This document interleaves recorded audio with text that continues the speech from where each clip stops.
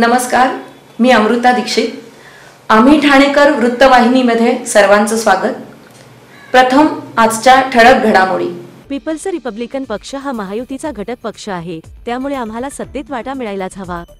तसेच विधानसभा निवडणुकीत आम्हाला योग्य जागा दिल्या नाहीत तर आम्ही 30 जागा लढू, असे PRPचे राष्ट्रीय अध्यक्ष जोगेंद्र कवाडे यांनी पत्रकारांशी बोलताना सांगितले. 2 दिवसापूर्वी आमच्या पीपल्स रिपब्लिकन पक्षाच्या कोर कमिटीची बैठक झाली. त्या कोर कमिटीमध्ये तिसऱ्यांदा नरेंद्र मोदीजींनी प्रधानमंत्रीपदाची शपथ घेतली, सरकार स्थापन केलं. त्याबद्दल पक्षातर्फे त्यांचं अभिनंदन करण्यात आलं. याच कोर कमिटीच्या बैठकीमध्ये पक्षाने महाराष्ट्रामध्ये कमीत कमी 31 विधानसभेच्या जागा लढवण्याचा निर्णय घेतलेला आहे. आज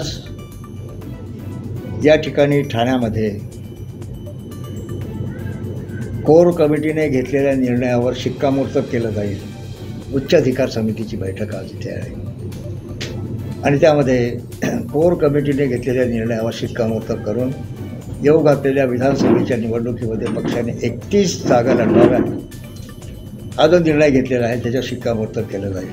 अर्थात आमचा पीपल्स रिपब्लिकन पक्ष मुख्यमंत्री एकनाथजी शिंदे यांच्या शिवसेनेसोबत आहे आणि पर्यायाने महायुतीचा घटक पक्ष आहे. जेव्हा जागा वाटपाची चर्चा होईल त्या जागा वाटपाच्या चर्चेमध्ये आमच्या पक्षाच्या वाट्याला किती जागा येतात हे त्यामध्ये निश्चित होईल. तेव्हा आम्ही त्याचा खुलासा त्यावेळेस आपल्याला माहिती देऊ.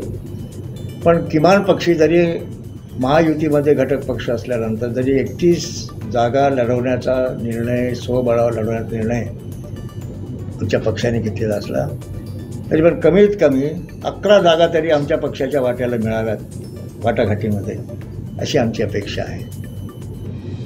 आमच्या पक्षाच्या वतीनं एक अभियान महाराष्ट्रामध्ये राबवलं जाणार आहे. 15 ऑगस्टपासून, स्वातंत्र्य दिनापासून भीमशक्ती, शिवशक्ती, आशीर्वाद महायात्रा प्रत्येक जिल्हा पातळीवर अशा प्रकारची भीमशक्ती, शिवशक्ती, आशीर्वाद यात्रा काढण्यात येईल आणि याच माध्यमातून पक्षाच्या सदस्य नोंदणी मोहीम देखील त्याचवेळी सुरू करण्यात येईल. हा निर्णय घेतलेला आहे.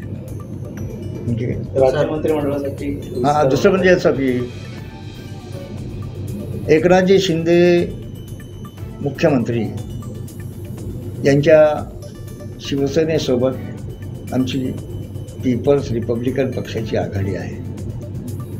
आमच्या पक्षाची माफक अपेक्षा एवढीच आहे की कमीत कमी सत्तेमध्ये आमच्या पक्षाला योग्य प्रकारचं माफक अशा प्रकारचं प्रतिनिधित्व मंत्रिमंडळ विस्तारामध्ये आणि जी महामंडळं आहेत त्या महामंडळामध्ये योग्य प्रकारचं प्रतिनिधित्व मित्रपक्षाकडून आमच्या पक्षाला मिळावं अशा प्रकारची माफक अपेक्षा आमची आहे.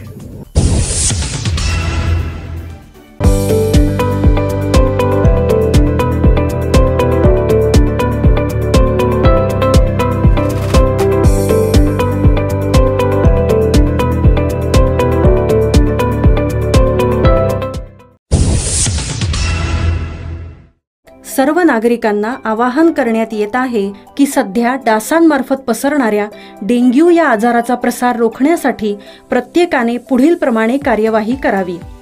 डेंग्यू आजार एडिस इजिप्ती हा डास चावल्याने होतो. या डासांची पैदास साचलेल्या किंवा साचवलेल्या स्वच्छ पाण्यामध्ये होते. 8 दिवसांपेक्षा जास्त दिवस पाणी उघडे व साचून राहिल्यास त्यात डास अंडी घालतात. अंड्यांच्या अळ्या तयार होऊन पुढे डास तयार होतात. यासाठी आपल्या घरातील पाणी साठे, उदाहरणार्थ बॅरल्स, पिंपे, टाक्या, हौद, रांजणे इत्यादी दर आठवड्याला रिकामे करून घासून पुसून कोरडे करून पुन्हा भरावे. 1 दिवस कोरडा दिवस म्हणून पाळावा. पाणी साठ्यांना घट्ट झाकणे बसवावीत किंवा जुनी साडी, चादर, धोतर यांनी बांधून झाकून ठेवावीत, म्हणजे डास त्यात जाऊन अंडी घालणार नाहीत. घराच्या गच्चीवर, आजूबाजूला, अंगणात कोठेही पाणी साचू देऊ नये. भंगार सामान उघड्यावर टाकू नये. उदाहरणार्थ टायर्स, प्लास्टिक सामान, कुंड्या, टाकाऊ वस्तू इत्यादी. अशा सामानात पावसाचे पाणी साठून त्यात डेंग्यूच्या डासांची पैदास होते. घरातील कूलर्स, फ्रीजच्या पाठीमागील ट्रे हे देखील वेळोवेळी कोरडे करावेत. लक्षात ठेवा, नुसत्या फवारणीने डास घनता कमी होत नाही, तर त्यासाठी डास पैदास ठिकाणे नष्ट करणे ही आपल्या सर्वांची जबाबदारी आहे. कोणताही ताप अंगावर न काढता जवळच्या शासकीय रुग्णालयात मोफत औषधोपचार घ्या. अशा प्रकारे नागरिकांनी सहकार्य केल्यास डेंग्यूचा प्रसार रोखणे सहज शक्य आहे.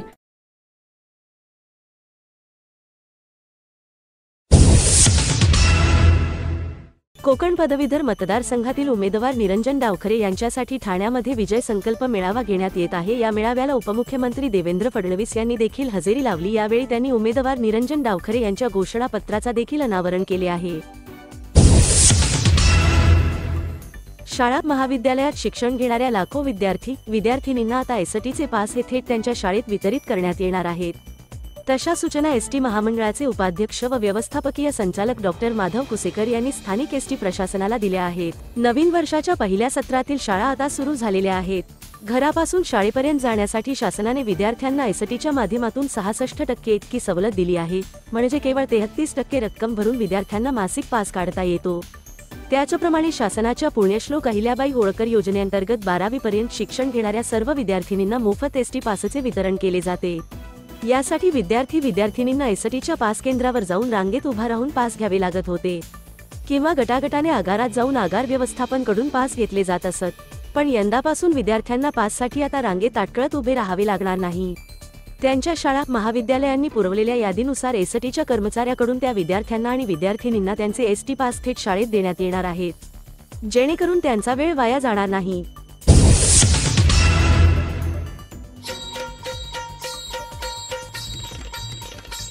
कला, क्रीडा, साहित्य आणि संगीत या कला क्षेत्रात अभूतपूर्व कामगिरी बजावलेल्या ठाणे जिल्ह्यातील अस्सल ठाणेकर कलाकारांना ठाण्याविषयी नेमकं काय वाटतं हे जाणून घेणार आहोत खुद्द त्यांच्याचकडून. आम्ही ठाणेकर वृत्तवाहिनीची नवी मालिका माझं ठाणं मी ठाण्याचा पाहायला विसरू नका, फक्त आणि फक्त आम्ही ठाणेकर वृत्तवाहिनीवर.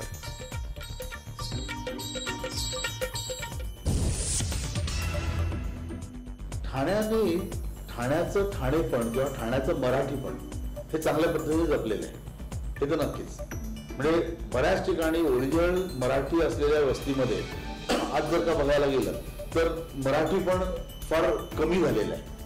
पण ठाण्यामध्ये आपण जर का बघितलं की नौपाडा म्हणा, चरई म्हणा किंवा राममळुती रोड, पाचपाखाडी, खारकराळी, कळवा हे जे टिपिकल मराठी वस्ती असलेले जे काय भाग आहेत ते अजूनही तसंच मराठी कल्चर ठेवून आहेत.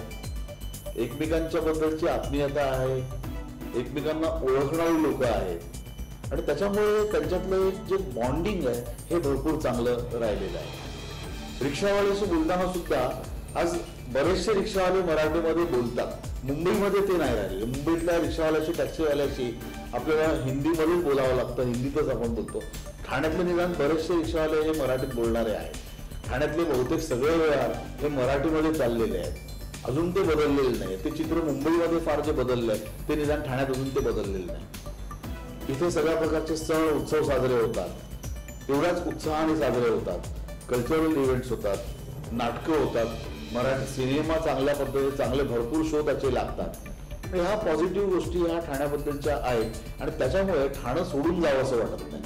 आपण ठाणेकर आहोत, आपण ठाणेकरच राहणार हे आपल्या म्हणजे डोक्यामध्ये पक्क भिनलेलं आहे. नुसतं ठाणेकर नाही, नौपाड्यात राहिलेला माणूस हा सहसा नौपाडा सोडून पुढे जायला तयार नाही. चरईत राहिलेला माणूस हा चरई सोडून जायला तयार नाही. कित्येक नौपाड्यातले लोक असे आहेत की गोगोतर रोडला गेले पण त्यांना परत असं वाटतं की नाही आपण नौपाड्यात परत यायला पाहिजे. ठीक आहे, इथे बरेचसे प्रॉब्लेम्स आहेत, नौपाड्यातले प्रॉब्लेम्स हे निश्चित आहेत, पण तरीही नौपाडा आम्हाला आवडतो, तरी चरई आम्हाला आवडते आणि तरीही आपल्याला सगळ्यांना ठाणंही आवडतं. म्हणजे ह्या ठाण्याच्या पॉझिटिव्ह गोष्टी.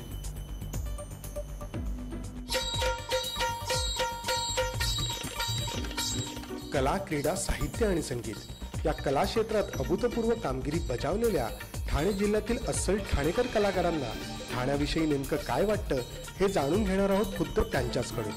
आम्ही ठाणेकर वृत्तवाहिनीची नवी मालिका माझं ठाणं मी ठाण्याचा पाहायला विसरू नका, फक्त आणि फक्त आम्ही ठाणेकर वृत्तवाहिनीवर.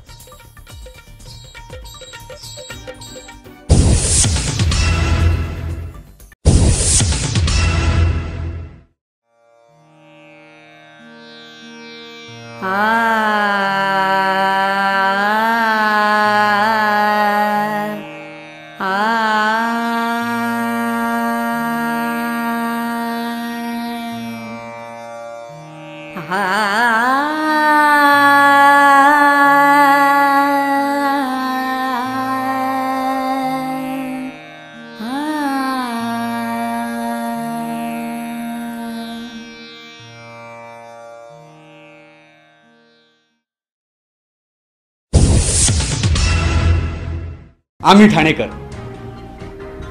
आम्ही ठाणेकर. आम्ही ठाणेकर. आम्ही ठाणेकर. होय, ठाण्यात आम्हाला अभिमान आहे आणि होय आम्ही ठाणेकर.